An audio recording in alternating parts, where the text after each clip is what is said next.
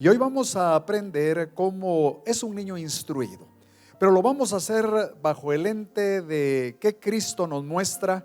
Así es que si soy hijo o soy padre, aprenderé qué cosas debo enseñar a mi hijo a hacer y qué cosas debo enseñar a mi hijo a no hacer. Habían dos muchachitos que escuchaban a su papá constantemente enseñarles qué debían de hacer y qué no debían de hacer.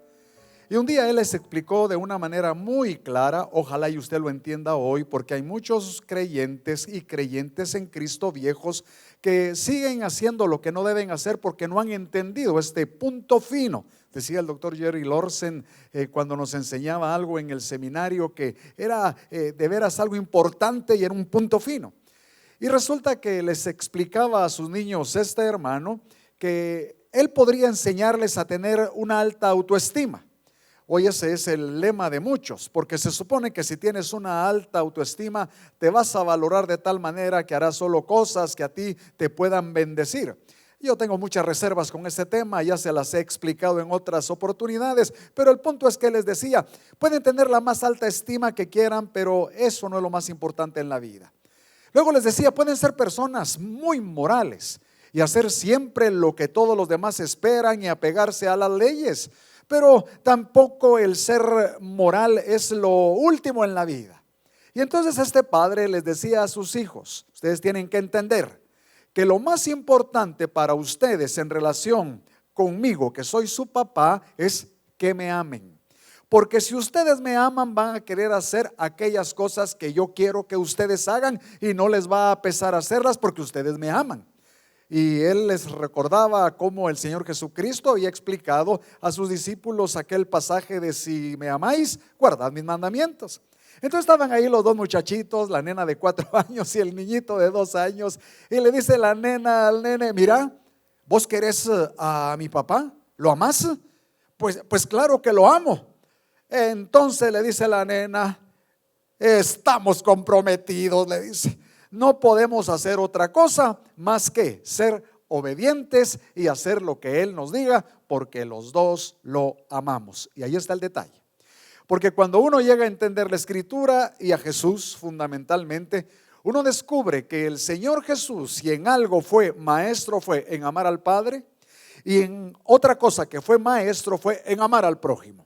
Y el Señor nos instruirá en esta oportunidad entonces para que nosotros podamos de una manera muy especial, como hijos adoptivos que somos de nuestro Dios, también entender qué hacer, entender qué no hacer y entender cuál es la motivación que nos ha de dirigir. Si tú tienes una copia de la Escritura, te invito entonces a que la abras en el capítulo 5 de Efesios. Y vamos a leer en este capítulo unos versos que van del 1 al 21. Aquí tú vas entonces a poder ver que en esta porción el Señor nos va a mostrar qué hacer, qué no hacer también, y cómo es que como hijos de Él hay muchísimas bendiciones que recibimos en ello. Dice la palabra así: sed pues imitadores de Dios como hijos amados. Notaron, quería tomar la Biblia, pero este ejemplar que traje hoy pesa bastante. Y andad en amor, como también Cristo nos amó y se entregó a sí mismo por nosotros, ofrenda y sacrificio en olor fragante. Pero fornicación y toda inmundicia o avaricia ni aun se nombre entre vosotros como conviene a santos, ni palabras deshonestas, ni necedades, ni truhanerías, que no convienen, sino antes bien acciones de gracias. Porque sabéis esto, que ningún fornicario o inmundo o avaro que es idólatra tiene herencia en el reino de Cristo y de Dios. Nadie os engañe con palabras vanas, porque por estas cosas viene la ira de Dios sobre los hijos de desobediencia. No seáis pues partícipes con ellos. Porque en otro tiempo erais tinieblas, mas ahora sois luz en el Señor. Andad como hijos de luz. Porque el fruto del Espíritu es en toda bondad, justicia y verdad, comprobando lo que es agradable al Señor. Y no participéis en las obras infructuosas de las tinieblas, sino más bien reprendedlas, porque vergonzoso es aún hablar de lo que ellos hacen en secreto. Mas todas las cosas, Cuando son puestas en evidencia por la luz, son hechas manifiestas, porque la luz es lo que manifiesta todo. Por lo cual, dice, despiértate tú que duermes y levántate de los muertos y te alumbrará Cristo. Mirad pues con diligencia cómo andéis, no como necios, sino como sabios, aprovechando bien el tiempo, porque los días son malos. Por tanto, no seáis insensatos, sino entendidos de cuál sea la voluntad del Señor. No os embriaguéis con vino, en lo cual hay disolución, antes bien sed llenos del Espíritu, hablando entre vosotros con salmos, con himnos y cánticos espirituales, cantando y alabando al Señor en vuestros corazones, dando siempre gracias a Dios por todo, al Dios y Padre, en el nombre de nuestro Señor Jesucristo. Quiero comenzar la exposición llevándole sus ojos y su mente al verso 15, cuando dice la palabra del Señor que tenemos que ver con diligencia. Y quiero llevarle a esa palabra, la palabra diligencia, porque para poder entender bien a cabalidad qué no hacer y qué hacer como un hijo instruido, nosotros tenemos que entender qué es lo que en este pasaje se nos está pidiendo. Y se nos está pidiendo diligencia. La palabra diligencia aquí, que es la palabra griega akribis, esta palabra tiene la connotación de que debemos de andar perfectamente. Es decir, que si en algo ha de haber excelencia, es en esto, en buscar a máxima cabalidad esa meta de hacer lo que a Dios agrada, con una expectativa, pero también con un análisis, con una reflexión, con una profundidad de estarnos evaluando constantemente y pidiendo que el Espíritu Santo de Dios nos muestre a nosotros si estamos realmente viviendo como hijos instruidos. Y quiero entonces animarles a ustedes que hoy podamos entender primero 6 elementos que este pasaje nos dice que no debemos nosotros hacer. Si somos hijos instruidos, no debemos hacer. Y usted va a ir conmigo viendo ahí en la escritura cada uno de estos elementos. Mire por favor el verso 3. La primera cosa que se nos dice que nosotros no debemos hacer es fornicación y toda inmundicia. El día de hoy se ha vuelto el mundo tan lánguido que las, digamos así, dinámicas de fidelidad hasta el matrimonio, muchos han pensado que no son importantes. Pero viene el Señor y nos está advirtiendo que el verdadero amor hacia Él se manifiesta no fornicando y no teniendo inmundicia en nuestra mente. Probablemente tú que me estás escuchando el día de hoy, eres una persona soltera y te dices a ti mismo cristiano, o por lo menos una persona que dices confiar en Dios o creer en Dios. Déjame decirte, ¿estás durmiendo ya con alguna pareja? ¿Estás durmiendo ya siendo lascivo constantemente?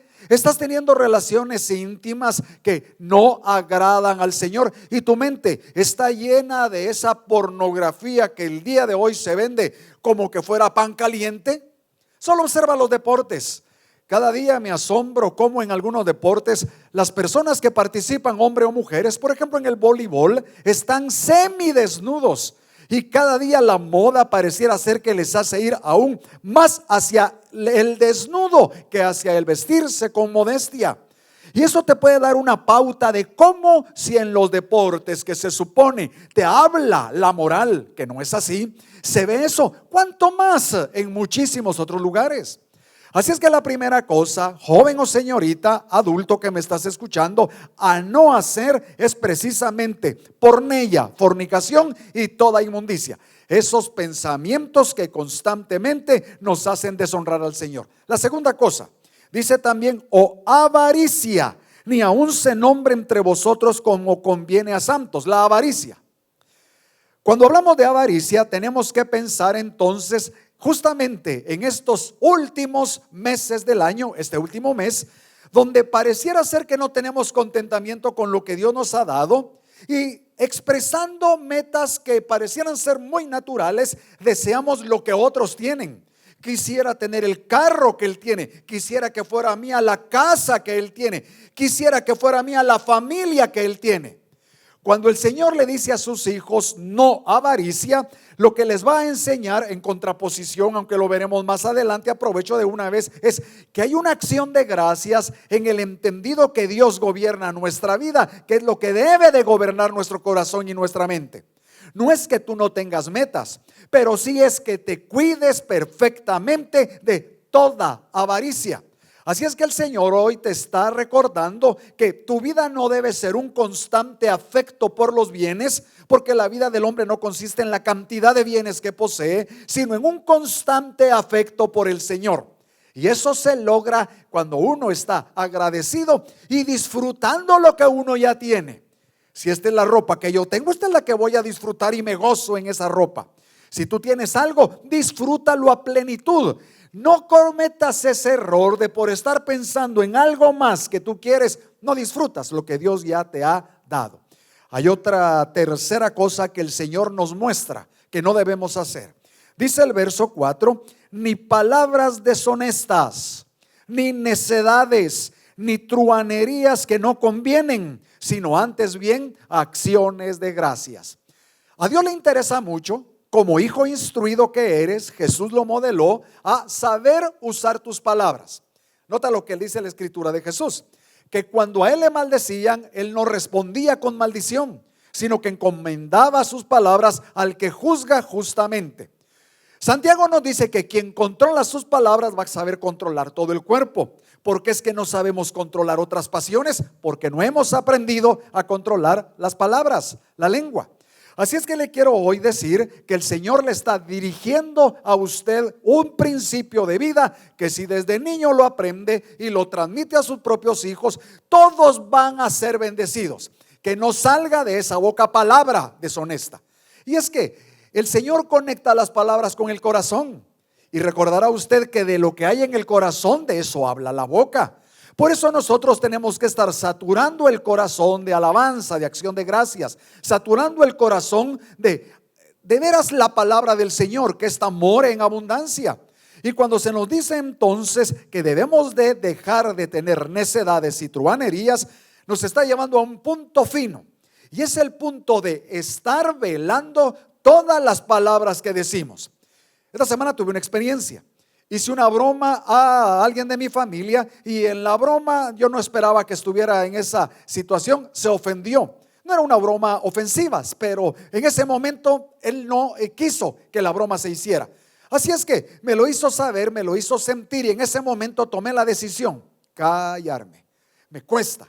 Yo tiendo a ser la persona que, como habla normalmente con una buena motivación, a veces uno se va con un poquito más de palabras y a veces se olvida que en las muchas palabras no falta el pecado. Así es que note pues como el Señor nos dice, no uses tan libremente tu palabra, tu lengua, y menos si vas a hablar truhanerías, que sería en términos prácticos hacer chistes de otros o burlarse de otros o decir cositas que denigran a otros.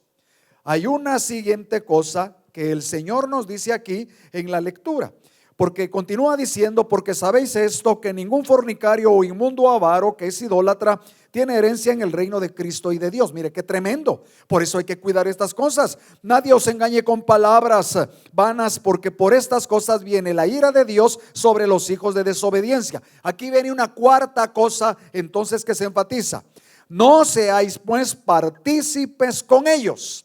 Y la cuarta cosa que le quiero decir entonces es: no participe de pecados ajenos. No se una por la presión de grupo a hacer cosas que un hijo instruido no hace. Por eso un hijo instruido nunca hace cosas a escondidas de su papá, porque sabe que el papá lo ama a él y se lo ha demostrado. Entonces él ama a su papá y lo quiere demostrar. Y como sabe que a ese papá amoroso no le va a gustar que él esté haciendo cosas a escondidas, no va a participar. Proverbios dice, con los que derraman sangre, con los que dicen, tomemos una bolsa, aunque no sea nuestra, arrebatémosla, robémosla. Participemos de hacer cosas que no son buenas. Entonces viene el Señor y dice, eso un hijo instruido no lo hace. No seáis pues partícipes, no tengas comunión con aquellas personas que te van a querer llevar hacia lo malo. Ahora, ¿qué significa? ¿Que salgas de este mundo? No, tú tendrás amigos, amigas, conocidos que no quieren hacer la voluntad del Señor. Pero aquí viene entonces la sabiduría. Eres tú quien debes de influirles. Eres tú el que debes de sentar el precedente de cómo te conduces, de tal manera que ellos sean los bendecidos en ti. Y la razón es porque en otro tiempo erais tinieblas, mas ahora sois luz en el Señor. Andad como hijos de luz, porque el fruto del Espíritu es en toda bondad, justicia y verdad, comprobando lo que es agradable al Señor. Nota entonces lo que dice ahora de una manera mucho más enfática en el verso 11. Y no participéis en las obras infructuosas de las tinieblas. Eso ya lo vimos, pero ahora nota lo que hay que hacer: sino reprendedlas. Es decir, algo que tienes tú que hacer es no aceptar las cosas que son malas. Cuando alguien te las diga, a veces solo te sonríes, a veces quedas como impávido, como que esto no es tan importante. No. Viene el Señor y te dice: hay momentos en los que también hay que hablar y hay que saber que esto no es adecuado. Te pongo un ejemplo sencillo de mi experiencia. Por ejemplo, en una oportunidad, unas amigas mías querían incitarme a beber alcohol y beber en demasía.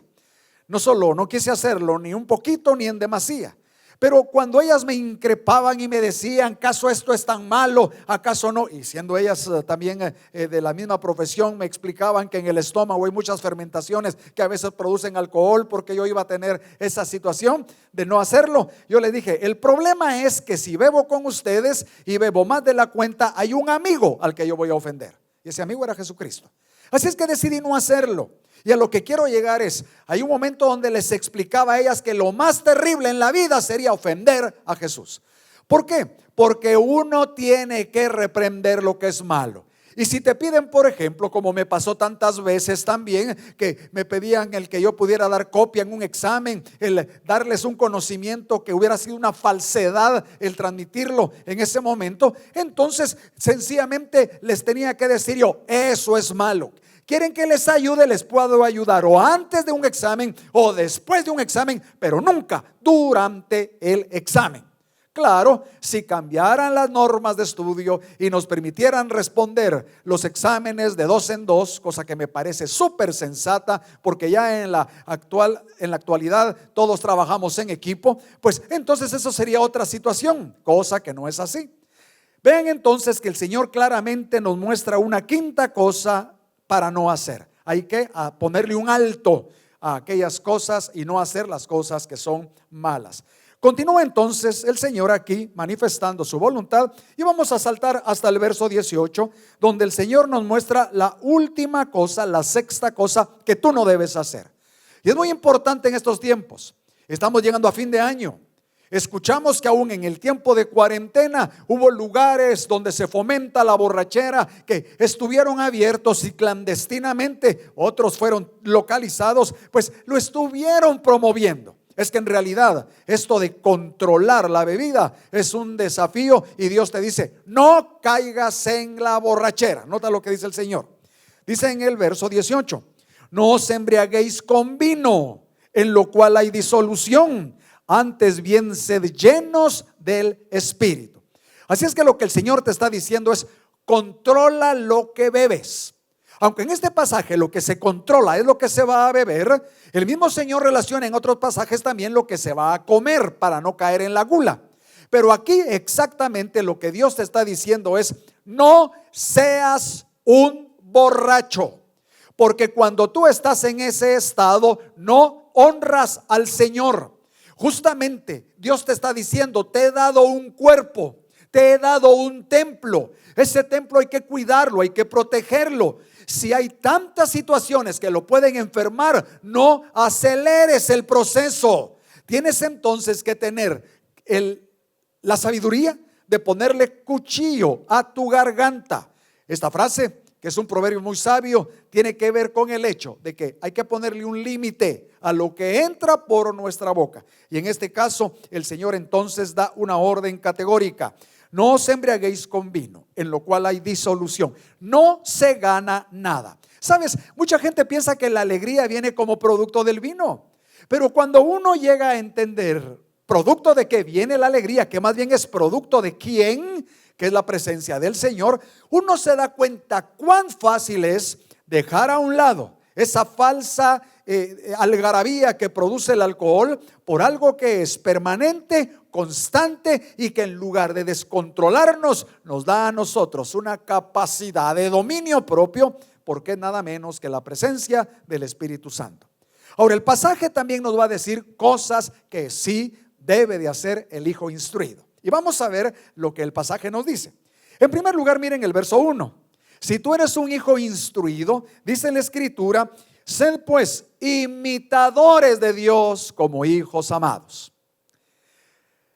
Ser imitador tiene que ver con que relaciones, vivir tu vida como Dios la vive, pensar lo que Él piensa, hacer lo que Él hace. ¿Qué daría Él? ¿Qué compartiría Él? ¿Qué es lo que Él ha hecho por otros? ¿Qué es lo que Él ha dado a otros? Así es que todo eso tiene que ver con una relación que tú has de tener con ese padre, y es la de un hijo amado. Cuando tú ves a un papá que ama a su hijo, vas a ir descubriendo que ese hijo tiene un gran deseo de honrar a ese padre. Sabe que su padre ha hecho tantas cosas buenas, las valora ese hijo, que ese hijo ve como lo mejor de esta vida poder entonces exaltar a ese padre. Como que uno va creciendo hasta que ya es más viejo, reconoce todo lo que los padres han hecho. Pero aquí el hijo tiene que saberse amado. Y si tú eres un hijo de Dios, debes de saber que el Señor te ha manifestado su amor antes de que tú lo amaras a Él. Pero nota, si Él te amó primero y te amó de tal manera que dio a Jesucristo para que tú tuvieras vida, dio a Jesucristo para que tú tuvieras salvación, dio a Jesús para que tú tuvieras una herencia incontaminada, incorruptible e inmarcesible, dio a Jesucristo para que tuvieras al Espíritu Santo, dio a Jesucristo para que fueses justificado, para que tú fueses llamado, para que tú también en el futuro seas glorificado. Si dio a Jesucristo y te manifestó un amor tal que Él no tenía obligación para dártelo, tu respuesta debe de ser la respuesta de un hijo amado. Si tú recuerdas, como hijo tú o yo, si estamos en el Señor, hemos sido hechos hijos adoptivos del Señor. Y aquí tengo que recordarte que el hijo adoptivo en la cultura romana no era como el día de hoy, que uno busca al bebé recién nacido si se puede, o de unos cuantos meses para tenerlo y desde ese momento comenzar a cultivarlo. En aquel tiempo el hijo que era adoptado se adoptaba cuando era mayor de edad, porque el padre tomaba esta decisión pensando delegar en él la responsabilidad de cuidar a los demás de la familia, de cuidar la herencia que él ya tenía, de que el peculio se multiplicara, no se minimizara. Así es que cuando el Señor nos recuerda que somos sus hijos, también nos está recordando que Él fue el que nos escogió, decidió honrarnos, decidió darnos todo lo que tenemos, pero también nos ha dado la responsabilidad como hijos amados de velar por los demás.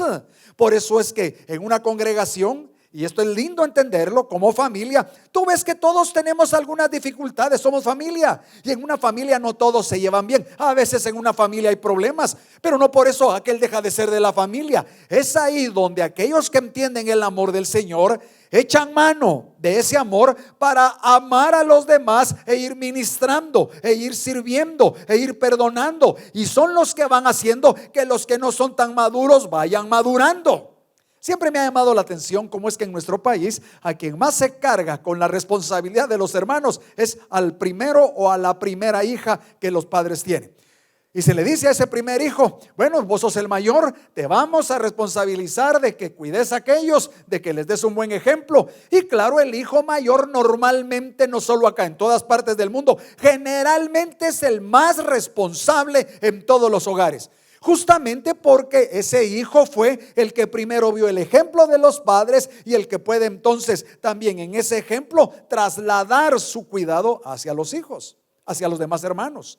Entonces el Señor viene y te dice: hay algo que tú tienes que hacer, y lo que tienes que hacer es ser imitador de Dios. Y quiero animarte entonces a que valores la misericordia de Dios. Hoy cantamos acerca de la santidad de Dios. Valora la santidad de Dios para imitarla. Valora la misericordia de Dios para imitarla. Valora la vida que Dios te ha dado para transmitir vida y valorarla. Valora cada cosa en su generosidad que Dios te ha dado para ser generoso también. Aquí no acabaríamos hoy. Solo quiero recordarte, sé imitador de Dios. Vienen estos días donde vas a encontrar gente que va a estar ofuscada, muy triste. Este año muchos van a estar en este fin de año muy tristes porque recordarán a seres queridos que ya no estarán con ellos. En los videos que vimos hoy, en la alabanza que vimos hoy, tú tal vez no sabes, tal vez sí, si eres de esta congregación, pero por ejemplo, cuando vi a mi hermano Rolando García tocando el violín, cuando vi cantando también ahí a un par de hermanos a los que amamos tanto, ¿verdad? Ustedes recordarán a Rutía, a Víctor, y que ellos tampoco están ya con nosotros. Y al ver también ahí a otros que estaban cantando, que ahorita están enfermos en la cama del hospital, allí en el Parque de la Industria, inmediatamente a nosotros viene, pues claro, una nostalgia. Pero quiero decirles que precisamente porque los hermanos aquí en la tierra no serán eternos, aquí en la tierra, nosotros tenemos que vivir para con ellos en amor. Como dice aquí la palabra, imitando a nuestro Dios. Nota el verso 2, ahí es donde está el segundo mandato, mucho más específico, dice, y andad en amor. ¿Qué te parece? ¿Qué significa eso de andar en amor? En primer lugar, observa que es un imperativo. Es decir, que la dinámica de Dios para nosotros es que seamos obedientes y que día a día andemos en amor. No es que hagamos actos de amor meramente, que hay que hacerlos. Es más bien, y aunque cueste entenderlo un poquito, que nuestro estado es prácticamente el del amor. Reaccionamos en amor, vivimos en amor, pensamos en amor. Todo lo evaluamos al ir a un restaurante, al ir a un lugar, al ver cómo nos tratan, aun si alguien nos maltrata, ¿cómo vamos a andar en amor? Y dice la Escritura, como también Cristo nos amó. Y aquí hay solo dos ejemplos que quiero dejarte para que tú veas por qué has de amar. Porque resulta que Cristo nos amó, y recuerda cómo amó a Pedro a pesar de que Pedro le negó, y cómo amó a Judas a pesar que Judas lo traicionó. Pero un tercer ejemplo, y cómo nos ama a nosotros a pesar de que nosotros muchas veces somos infieles, pero Él permanece fiel. Y dice la palabra de Dios que Él amó a sus discípulos hasta el fin. Por eso es tan importante recordar que esa medida de amor de Cristo, dice, es esta: se entregó a sí mismo por nosotros. Algo interesante es que uno está dispuesto a veces a dar un dinerito, a enviarle algo a alguien, pero darse uno mismo, llegar uno personalmente, tomar uno el sacrificio de ir. Por eso es que dice aquí, ofrenda y sacrificio a Dios en olor fragante. Y nota que esa es la esencia de lo que tú tienes que hacer. Por un lado, imitar al Señor, y por otro lado, andar en amor. Y continuamos entonces y nos damos cuenta que más adelante en el verso 8 dice la Escritura, porque en otro tiempo erais tinieblas, mas ahora sois luz en el Señor. Noten esta tercera cosa que tú tienes que hacer: andad como hijos de luz. Es decir, que a donde tú vas y hay oscuridad espiritual, tú llevas la iluminación. No vas a coparticipar de las obras de la carne o de las obras de las tinieblas, no. Donde se habla de odio, tú vas y hablas de perdón. Donde se habla de asesinato, tú vas y hablas de vida. Donde se habla, por ejemplo, de chisme, vas tú y bendices. Entonces el Señor nos está diciendo en una orden: el hijo instruido anda como hijo de luz.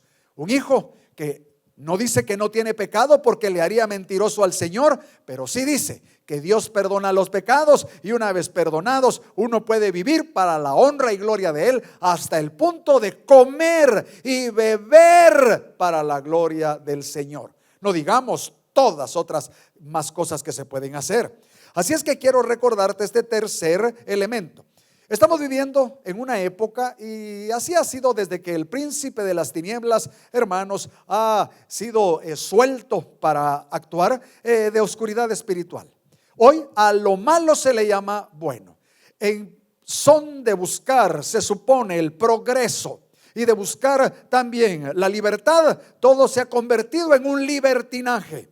Y es ahí donde nosotros debemos de saber que es posible que pueda haber alguna persecución, pero andaremos nosotros como hijos de luz, ¿verdad? En toda justicia, bondad y verdad, dice el verso 9, porque el fruto del Espíritu es en toda bondad, justicia y verdad. Noten ustedes entonces que esto hay que hacerlo. ¿Dices tú la verdad? ¿Vives tú en bondad? Y la última cosa que vemos acá, ¿eres una persona justa?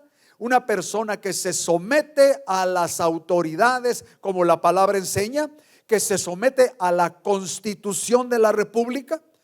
Entonces, nota por favor cuán importante es que nosotros podamos hoy evaluar nuestro caminar en lo que podemos y debemos hacer. Luego entonces, en esto de el Señor hablándonos sobre lo que sí debemos hacer, el verso 10 aparece entonces de una manera fulgurante. Nota lo que dice el verso 10. Comprobando, dice, lo que es agradable al Señor. Ya no se trata de preguntarse si puedo o no puedo hacer esto. Hay mucha gente que a mí me pregunta, ¿será que puedo cantar estas canciones o no? ¿Será que puedo dar esta cantidad de ofrenda o es obligatorio esto? ¿Será que puedo reclamarle a mi esposo, a mi esposa? ¿Será que puedo? Y la cuestión es que lo que tienes que preguntarte es, ¿será agradable eso que vas a hacer? ¿Eso agradará al Señor porque va a manifestar que vas creciendo, que vas pareciéndote más a Él? ¿Conoces tanto la Escritura como para saber qué le agrada a Él o qué no? Entonces viene el Señor y te va a hacer saber que tú vas a comprobar en carne propia, en el análisis personal, en tu mente y en tu corazón, qué es lo que agrada al Señor. ¿Recuerdas Romanos capítulo 12? Ahí se nos dice que si nosotros nos presentamos en sacrificio vivo ante el Señor, comprobaremos cuál es la voluntad de Dios. Y cuando estudié este pasaje siempre me asombró la palabra comprobar, porque la palabra comprobar da la idea del químico que está en el laboratorio y que a prueba y error en determinado momento sabe si tiene X, Y o Z ingredientes o X, Y o Z contaminantes, y no lo pueden cambiar en su apreciación porque él tiene la prueba. Y lo que está diciendo aquí el Señor es, aquí está la palabra es de donde tú tienes que tomar las pruebas de vida y vivir de acuerdo a lo que Dios quiere. ¿Y qué es lo que Dios quiere? Todo lo que a Él le agrada. ¿Amas a Dios? Pues entonces no me vengas a decir que estás haciendo cosas que a Él, tú sabes, le ofenden, porque Él quiere que le agrades. Continúa entonces y al final, hablando de lo que hay que hacer, dice el verso 15, mirad pues con diligencia cómo andéis. Y aquí recalco otra vez que Dios no quiere que nos movamos neciamente. Él quiere que tú te muevas totalmente sabio o sabia. Y esto, hermano, hermana, joven, señorita, se adquiere cuando uno toma responsabilidad ante el Señor. Tal vez lo que ha pasado muchas veces es que no entendemos la paternidad de Dios.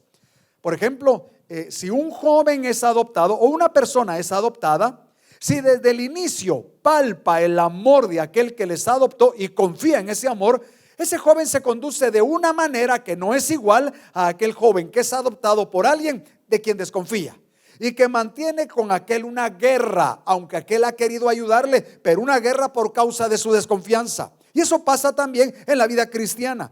Creo que hay muchísimos que habiendo tenido un mal papá aquí en la tierra, confunden los términos y creen que nuestro Padre Celestial es del mismo nivel que aquel Padre terrenal que tuvieron. Déjeme decirle esto, eso no es así. Nuestro Padre Celestial es perfecto, maravilloso, santo, dulce. Él es justo, Él es lento para la ira, grande en misericordia.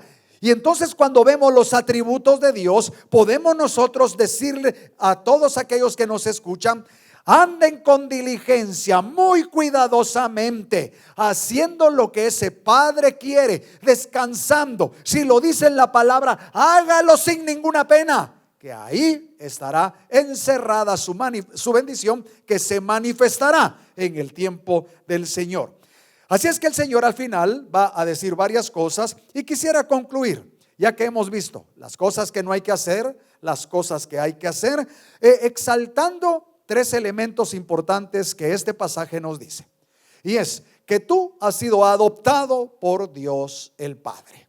Y te adoptó no porque lo merecieras, te adoptó cuando estabas muerto en tus delitos y pecados. ¿Has visto cómo adopta uno? Uno dice pues que esté sanito, que esté chulito, que sea para mejorar la raza. Eso es lo que se acostumbra aquí en nuestra patria. Pero resulta que cuando el Señor te adoptó no era ni para mejorar su raza, ni porque estabas muy chulito, ni porque estabas muy bonito, sino que estabas muerto en tus delitos y pecados, y Él te adoptó para hacerte hijo de Él, y que Jesús fuera tu hermano mayor, y a través de Jesús darte toda la bendición, de tal manera que ya no estás bajo ira, sino que ahora eres un hijo de Dios. Qué maravillosa esa adopción. Pero también el Señor te adoptó precisamente para que tú vivas ahora una nueva identidad. Recuerda lo que vimos en el verso 8: andad como hijos de luz. Esa es tu identidad. Así es que Él te adopta. Y ¿recuerdas cuando al Señor Jesús le es llevada aquella mujer encontrada en pleno acto de adulterio? Vienen los que la llevan a acusar y se la presentan al Señor. Y tú recuerdas toda la historia, pero el punto que quiero recalcar es este. El Señor Jesús le dice a esta mujer: ni yo te condeno. Exactamente, el Señor no la condena, pero le dice también: ve y no peques más. Y aquí es donde nuestra nueva identidad nos recuerda: Dios nos ha perdonado cualquier cantidad de cosas, pero ahora mi nueva identidad me hace saber que soy hijo, que soy santo, que soy misericordioso, que soy lo que el Señor dice que soy, que Él me ha dado, que soy amoroso porque Él me ha dado su amor. Y entonces esa identidad es la que ahora me dirige. Por eso yo puedo decirles a todos los que tienen a Jesucristo: su identidad es nueva. No tienen que estarse amarrando a de dónde vienen o quiénes eran sus papás y todo eso. Claro, si hay algo rescatable en eso, qué bueno. Pero el mero punto es que todo se cortó para darle algo mejor. Ahora su identidad, ¿quién es usted? La esencia de usted está en que ha sido hecho una nueva creación. Las cosas viejas pasaron, todas han sido ahora hechas nuevas. Y la última cosa, quiero decirle que el Señor lo adoptó para que usted sea un adorador. Dice la última parte de este pasaje que estamos viendo, dice: hablando entre vosotros, verso 19, con salmos, con himnos y cánticos espirituales, cantando y alabando al Señor en vuestros corazones, dando siempre gracias por todo al Dios y Padre, en el nombre de nuestro Señor Jesucristo. Óyeme bien, a tus niños enséñales a cantar, enséñales la gratitud. Pero tienes que saber que eso se enseña no diciéndoles que lo hagan, sino haciéndolo tú. Cuando ellos ven a un papá que canta al Señor, a un papá que da gracias en todo, a pesar de las pruebas en la vida, lo que significa dar gracias en medio de la prueba, ellos lo ven, ellos saben cómo han de conducirse en el futuro. Y ellos mismos comienzan a darse cuenta de manera muy importante dentro del hogar, que es más importante que la universidad, más importante que el colegio. El hogar, óyeme bien, es ahí donde ellos descubren que el Señor los llamó para ser adoradores. Adoradores que siempre reconocen que Dios actúa en sabiduría perfecta, tan perfecta que todo lo que nos pasa obra para bien, pero en amor también, porque un Padre tan amoroso como el Señor, dice la palabra, ¿no nos dará también con Cristo todas las cosas? Así es que lo que te quiero dejar bien recalcado es que tú eres un hijo instruido para saber qué hacer, para saber qué no hacer. Que la clave es que tú ames al Señor por sobre todas las cosas, porque si lo amas podrás cumplir ese propósito y podrás entonces a lo largo de tus días hasta el último día ser un adorador que adora al Señor en espíritu y en verdad. Y podrás ser como Jesucristo, que al momento mismo en que vino la gran prueba, el Señor Jesús dijo a su Padre: pero no se haga lo que yo quiero, sino que se haga tu voluntad. ¿Ves? Con estas palabras entonces hoy enfatizo que doy gracias a Jesús por ser nuestro hermano mayor, nuestro big brother, porque Él es el que ha venido a cuidarnos, el que nos lleva de la mano, el que ha tomado justamente el liderazgo. Él es la cabeza de la iglesia. Aquí estamos aprendiendo a amarnos, a servirnos, a ayudarnos. Cristo nos ha modelado de una manera perfecta todo eso por su pura gracia y misericordia. Quiero orar por ti. Quiero orar por ti porque has de estar pasando alguna necesidad, pero sobre todo quiero orar por ti, para que tú seas un hijo instruido y para que esa adopción la entiendas en términos de los propósitos de Dios. Padre querido, te doy gracias por esta persona que está orando junto conmigo. Le pongo en tus manos de amor. En este momento, Señor, oro porque entienda que ha de andar como un hijo de luz, que ha de ser imitador de Dios como hijo amado. Y si aún no ha recibido a Jesús en su corazón, en este momento, háblale a su vida de la necesidad que tiene. Y tú puedes decirle al Señor: Señor, necesito que vengas a mí. Hoy abro mi corazón de par en par para que tú vengas y me perdones. Reconozco que te he ofendido, que no te he tomado en cuenta. Reconozco mis múltiples pecados, tú lo sabes, y lo sabes aún mejor que yo, pero sé que te he ofendido y que te he puesto no en un segundo lugar, sino en ningún lugar, y no he tomado en cuenta tu voluntad. Hoy te pido perdón, Señor. Yo reconozco que soy pecador y estoy por tanto separado de ti, pero sé que Cristo murió en la cruz del Calvario y creo con todo el corazón que Él es mi Salvador y que hoy por la fe yo paso de muerte a vida. Señor, gracias por esa nueva vida que hoy recibo en ti. Y si tú has orado conmigo al Señor, Dios ha prometido que todo aquel que invoca su nombre será salvo. Padre querido, gracias por este día entonces, y gracias por ser hijos instruidos, y sobre todo por el modelo que nosotros tenemos para andar como Él anduvo, por Jesucristo. Agradecemos esto en el nombre de nuestro Salvador. Amén. Amén. Bendiciones.